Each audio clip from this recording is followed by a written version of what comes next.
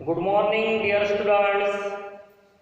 आज का हमारा टॉपिक है moment of inertia and radius of gyration. दोनों का मीनिंग और फिजिकल सिग्निफिकेंस आज हमें समझ लेना है। जब हम मोमेंट ऑफ इनर्शिया के बारे में पढ़ते हैं तो उसमें हमें बॉडी को रिजिड बॉडी ट्रीट करना पड़ता है। रोटेटिंग रिजिड बॉडी की जब बात होती है तो एक्सिस ऑफ रोटेशन आता है। तो उसके लिए एक सिंपल एग्जांपल से समझने की कोशिश करते हैं। सबसे पहले रिजिड बॉडी यानी क्या, तो नेचर में आपके सराउंडिंग में जितनी भी हार्ड बॉडीज है, डेस्क हो, रोटेटिंग फैन हो, टॉप जो भौरा हो, कोई भी जो हार्ड चीज है, जब आप फोर्स अप्लाई करोगे तो आपको उस बॉडी के शेप साइज में मतलब डायमेंशंस में किसी भी प्रकार का चेंज ऑब्जर्व नहीं होता। इसका मतलब जो दो पार्टिकल्स है उस बॉडी के, आपके द्वारा अप्लाइड फोर्स से किसी भी प्रकार का उनके पोजीशन में चेंज नहीं आया, मतलब उनका डिस्प्लेसमेंट नहीं हुआ, यानी इंटर पार्टिकल डिस्टेंस चेंज नहीं हुआ। प्रैक्टिकली होता है, आइडियली अपन ये कहेंगे क्योंकि वैसा देखा गया तो कोई भी बॉडी प्रैक्टिकली रिजिड हो ही नहीं सकती। हाँ, प्रैक्टिकली अपन जो हार्ड बॉडीज है उन बॉडीज को यानी आइडियली कंसीडर करते हैं। आइडियल रिजिड बॉडी हो सकता है, प्रैक्टिकल कोई भी बॉडी को आप यानी ऐसा नहीं कह सकते कि ये रिजिड बॉडी है। लेकिन इन जनरल जितनी भी हार्ड बॉडीज है, whatever may be the magnitude of deforming या applied force, if there is no change in interparticle distance, that means there is no any change observed in the dimensions of a body, then the body is said to be rigid body. Whenever such rigid body rotating, same example of top, मैं इस प्रकार से उसका shape बता रहा हूँ, जिसको आप मराठी में या हिंदी में पता नहीं क्या बोलते, आरू जिसको कहा जाता है, जो एक्चुअली एक्सिस होता है।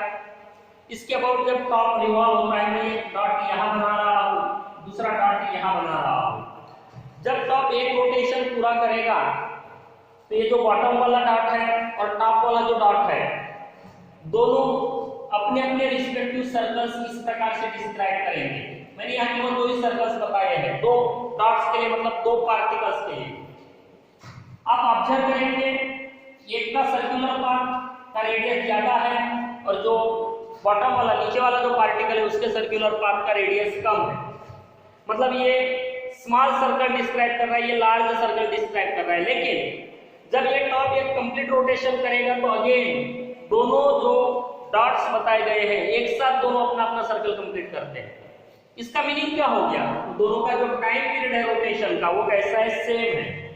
ये दोनों का अपन ने एग्जांपल लिया। ऐसे अनगिनत डॉट्स, अनगिनत पार्टिकल्स हो सकते हैं बॉडी के अंदर जो एक साथ अपना सर्कल कंप्लीट कर रहे हैं, मतलब एक साथ कंप्लीट कर रहे हैं, सबका टाइम पीरियड सेम है। अगर टाइम पीरियड सेम है तो ओमेगा इक्वल टू 2π/t, ये भी कैसा रहेगा, सेम रहेगा। यानी सबकी एंगुलर स्पीड कैसी हो गई, same. That means whenever rigid body is rotating, each and every particle of the body performs circular motion, but they have same angular speed. Now what about their linear speed? So we have v equal to r omega, omega is same, therefore v is directly proportional to r. तो जिस body का यानी जिस particle का circular path larger radius का रहेगा उसका linear speed ज्यादा रहेगा, और जो स्मॉलर पाथ वाला रहेगा, स्मॉलर रेडियस वाला, उसका लीनियर स्पीड कम रहेगा। मतलब जब रिजिड बॉडी रोटेट होगी तो सेम एंगुलर स्पीड रहेगा, लेकिन सभी पार्टिकल का लीनियर स्पीड कैसा रहेगा, अलग अलग रहेगा। That means they have different linear velocities, same angular velocity but different linear velocity.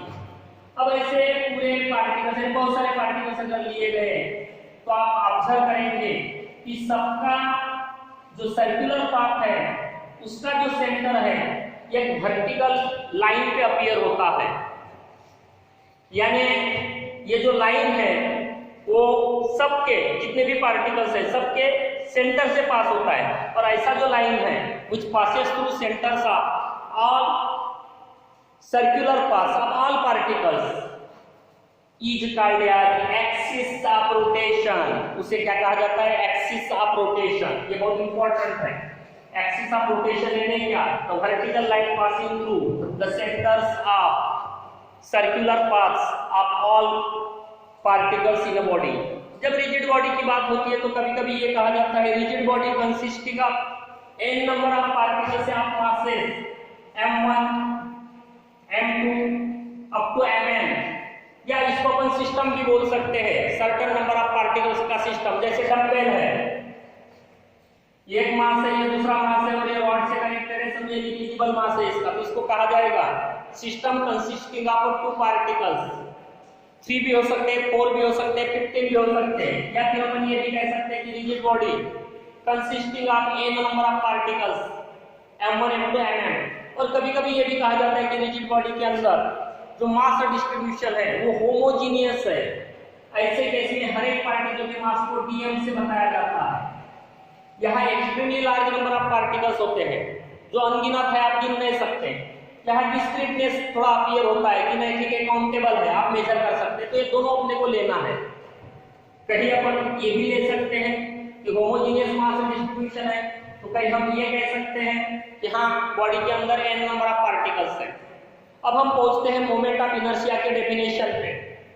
तो एक रिजिड बॉडी है, उसके अंदर समझो n नंबर ऑफ पार्टिकल्स है, एक सर्टेन पॉइंट है, वहां से एक्सिस पास हो रहा है बॉडी के प्लेन को परपेंडिकुलर है।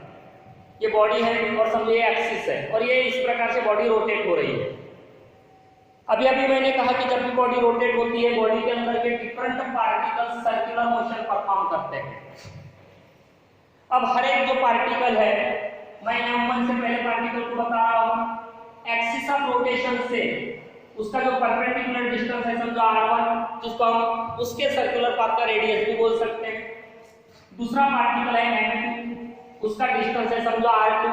सिमिलरली अगर हम nth पार्टिकल की बात कर रहे हैं, उसका परपेंडिकुलर डिस्टेंस है समझो rn, r सफिक्स n। अब डेफिनेशन से फार्मूले में चलना था, लेकिन मैं पहले फार्मूला बता रहा हूं और बाद में डेफिनेशन में चलेंगे, समझने के लिए थोड़ा आसान हो जाएगा।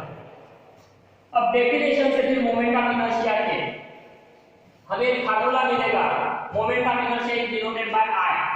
It is m1 r1 square plus m2 r2 square plus अब इस प्रकार से चलेंगे तो mn rn स्क्वायर। अगर सिंगल पार्टिकल है, फॉर एग्जांपल कि अगर एक सिंगल इलेक्ट्रॉन है वो और न्यूक्लियस के अराउंड समझो रिवॉल्व हो रहा है, उसका मास अगर m है और डिस्टेंस है समझो r, तो सिंगल पार्टिकल के लिए I की वैल्यू हो जाएगी mr स्क्वायर, वहां सफिक्स में 1 देने की जरूरत नहीं। या समझो वेरी स्मॉल मास पार्टिकल है बॉडी के अंदर का, जहां होमोजेनियस मास डिस्ट्रीब्यूशन है, मास को अगर dm से बताया जा रहा है, तो मोमेंट ऑफ इनर्शिया हो जाएगा I = dm × r स्क्वायर। इसमें बाद में आते हैं, उसकी भी जरूरत पड़ेगी, लेकिन अब यहाँ हमारे पास n पार्टिकल्स हैं बॉडी के अंदर, और मोमेंट ऑफ इनर्शिया के डेफिनेशन से मोमेंट ऑफ इनर्शिया का फार्मूला होता है m1 r1 square plus m2 r2 square plus up to mn rn square. Symbolically बहुत सारे क्वांटिटीज को अगर मिलाना है और वो काउंटेबल है से उसको समेशन में लिया जाता है। तो summation of I = 1 to n, it is mi ri square, मतलब जब 1 रहेगा तो 1 रखो। समझो अगर यहाँ 15 है तो आपको इसे 15 जो प्रोडक्ट्स है उसका एडिशन लेना है, तो ये सिंबॉलिक रिप्रेजेंटेशन है। तो अब यहाँ क्या अपीयर हो रहा है? Moment of inertia. It is the product of, क्या दिख रहा है आपको? मास। किसके साथ प्रोडक्ट है? स्क्वायर के साथ। किसका स्क्वायर? डिस्टेंस का। कौन सा डिस्टेंस? परपेंडिकुलर। कहां से? एक्सिस ऑफ रोटेशन से। And therefore we can say moment of inertia of body इतना नहीं चलेगा, यहाँ मेंशन करना पड़ेगा एक्सिस ऑफ रोटेशन, क्योंकि समझे डस्टर है तो ये ऐसा भी रोटेट हो सकता है, एक्सिस ऐसा भी हो सकता है। तो क्या चेंज होने वाला है? जो मास डिस्ट्रीब्यूशन जिसको कहा जाता है, यानी इस पोजीशन पे m1 का डिस्टेंस r1 समझो 2 सेंटीमीटर है, तो एक्सिस ऐसा जाएगा, वही डिस्टेंस हो सकता है कि 1 सेंटीमीटर हो जाए, यानी मास डिस्ट्रीब्यूशन चेंज होता है। इसलिए मेंशन करना है moment of inertia of body about given axis of rotation, given axis of rotation is equal to sum of the product of masses and square excess from the axis of rotation, एक बार और, moment of inertia of the body about any axis of rotation is equal to sum of the product of masses and square of the distance from the axis of rotation, from the axis of rotation. मैंने अभी symbolically इसको I equal to 1 to n m r i square इस प्रकार से बताएं।